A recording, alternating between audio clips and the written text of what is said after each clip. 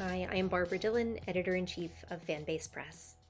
Given the impact of the Eisner Awards, their importance to the comic book industry, and Fanbase Press's own mission to celebrate fandoms, we have once again launched our annual Countdown to the Eisners coverage, where we seek to highlight the Eisner Award nominations for this year and provide comic book industry members and readers alike with the opportunity to learn more about the nominees and their work.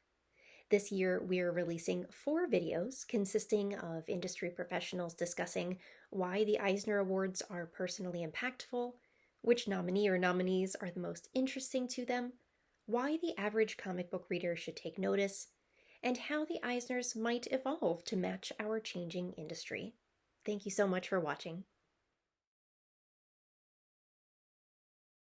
I have read many of the books on here, and it's really hard to pick out a favorite. I watch this space professionally, and there are things that the judges put on the ballot this year that I was not aware of, that made me go running to the shelves and to the PDFs and see, what people had sent me that I may have overlooked. Family Style by Tien Pham, Monstrous by Sarah Meyer. These two blew me away. Sarah Meyer and their book Monstrous Transracial Adoption Story.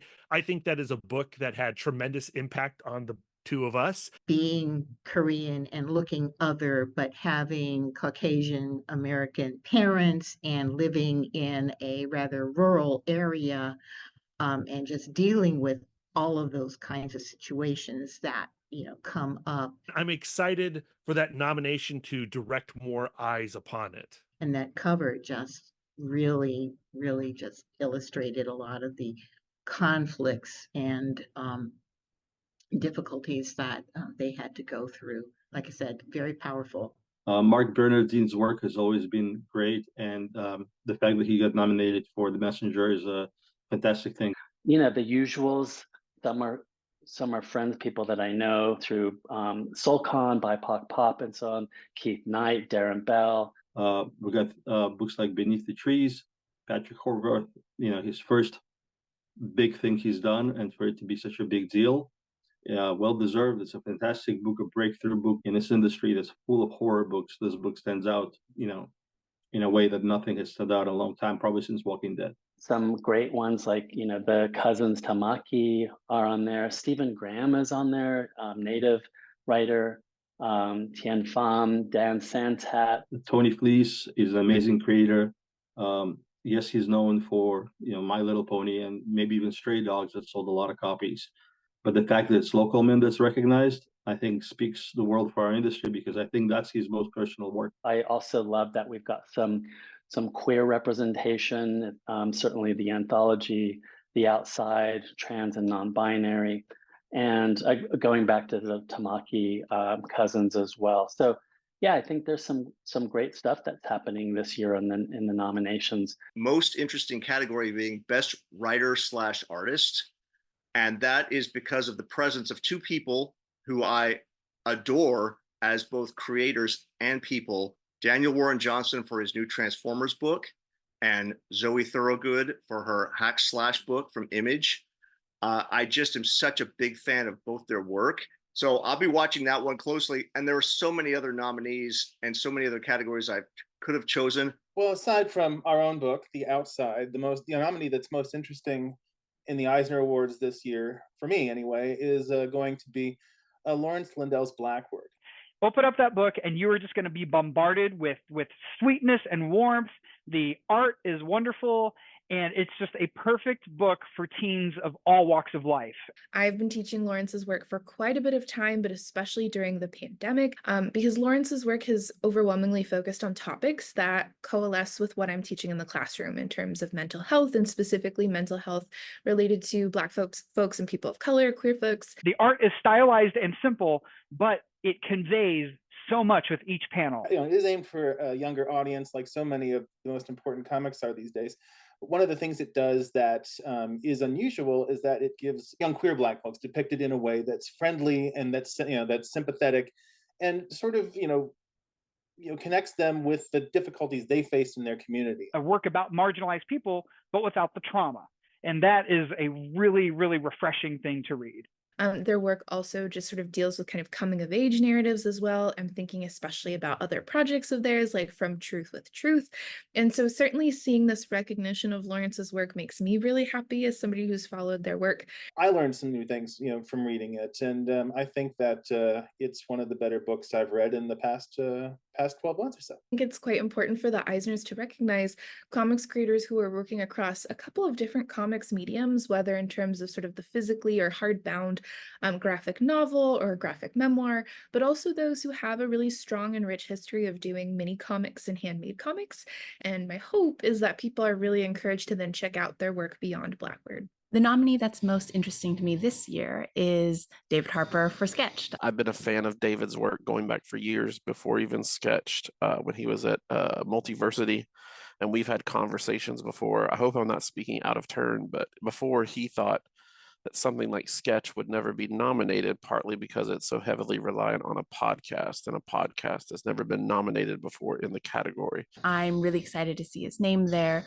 I've been a big fan of his work and of Sketched for a long time, and I feel like this is very much deserved. It's great to see that David's work has been recognized like this. I am fascinated to see they had initially talked about like dropping the comics journalism category, which thankfully did not turn out to happen. So I'm really glad to see that back, and I hope that it stays. Although I'm always interested in the nominations that pertain to specific comics, I'm even more interested in the nominations for Best Academic or Scholarly Work and the Will Eisner Spirit of Comics Retailer Award. They're kind of two sides of the same coin. In their own ways, both scholarly study and comic retailers do a lot to combat the notion that comics aren't real reading, which is near and dear to my heart. So for those who have yet to recognize the depth of storytelling and the social commentary that the medium can convey, the gems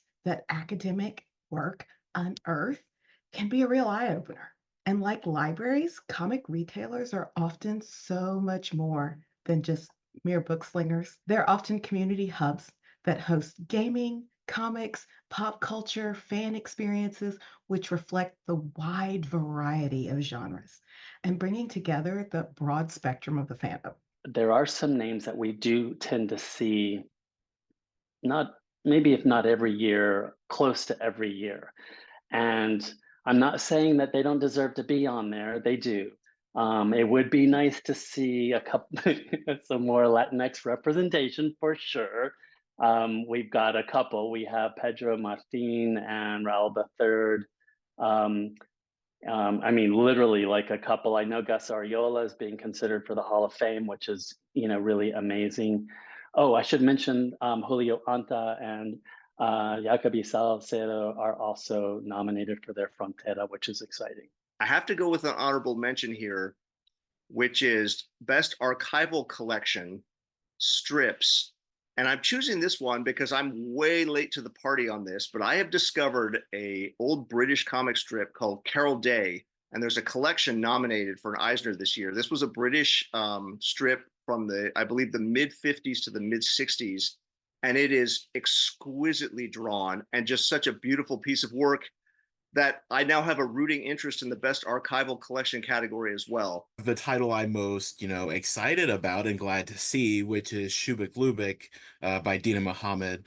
It's in the Best U.S. Edition of International Material category. I was really excited to see Shubik Lubik, I think that's how it's pronounced, up for Best U.S. Adaptation of an International Edition. I really thought I would have seen it in more than just one category, but it's this amazing comic we're just now getting in the US, like somewhere between 4 and 6 years after it was originally in Egypt. That was one of my favorite books that I read this year.